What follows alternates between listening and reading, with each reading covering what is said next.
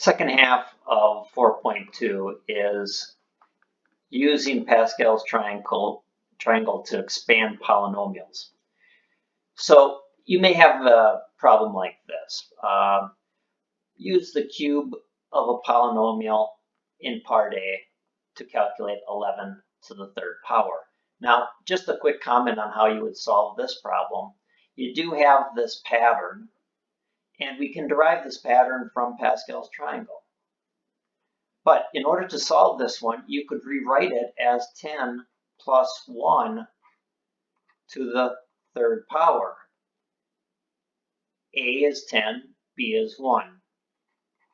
So this would be 10 cubed plus 3 times 10 squared times 1 plus 3 times 10 times 1 squared plus 1 cubed. And you would see that this is going to be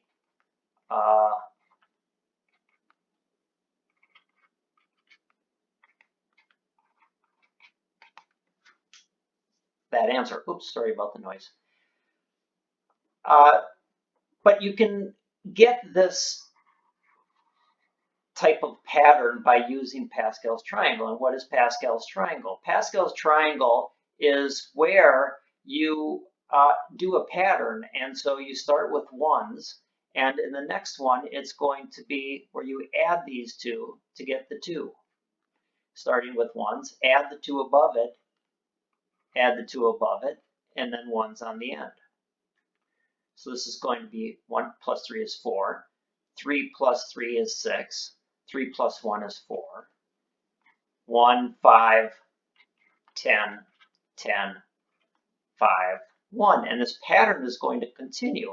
So in a way, you could think about this as a plus b squared, a plus b cubed, a plus b to the 4th, and a plus b to the 5th.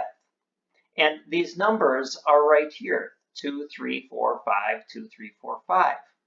These are the coefficients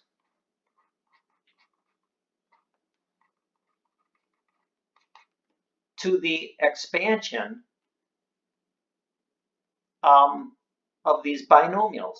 And so, for example, if you take this one, you're dealing with 1, 3, 3, 1. Look what happens up above it. It's right here, 1, 3, 3, 1. Those are the coefficients. And then your A is going to start with the highest exponent and go down by 1, and your B is going to start with 0 and go up by 1. So the expansion looks like this, where you have your binomial to a certain power, binomial expansion, and Pascal's triangle. Doing a problem here, if you have, how do you expand 3y plus 1 to the third power by using Pascal's triangle? You would pick this expansion right here, and you're really looking at these coefficients. Now, why wouldn't you just use the expansion that you used before? You could. But if you have something to the 4th or 5th power, now all of a sudden you're stuck. So that's why we want to definitely be able to get these coefficients to help us with this. Now, in Pascal's triangle, you have more than just these numbers for binomial expansion. You also have combinations. And so there's a lot of hidden information within that triangle. So if I go and do this, there's a technique that I like to follow. First of all, I'm going to put down the coefficients, 1, 3, 3, 1. And then what I'm going to do is take my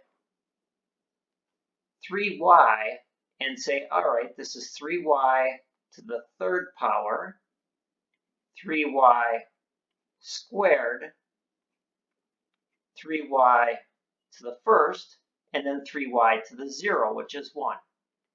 Then I'm going to go back and get my 1. So this is going to be 1 to the 0, which is 1. This is 1 squared. 1 cubed, and this is going to end up being, 1 to the 0, 1 to the first, 1 squared, and 1 to the third. And this is a positive, so all of these are going to be pluses.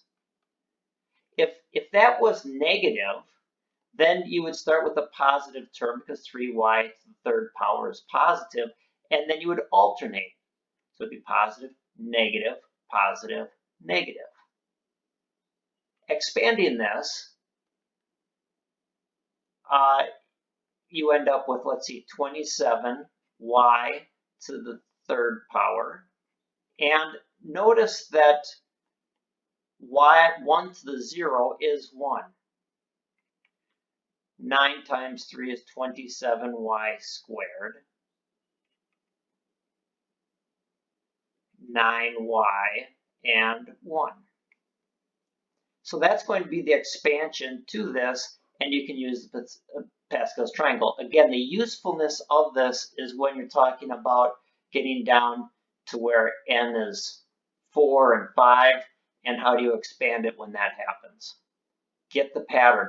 Again, what I would do is do one thing at a time as you go through. First, coefficients, then the a term starting with the same degree and going down by 1, and then the b term, and you could even go backwards here, starting with the leading degree and going down by 1.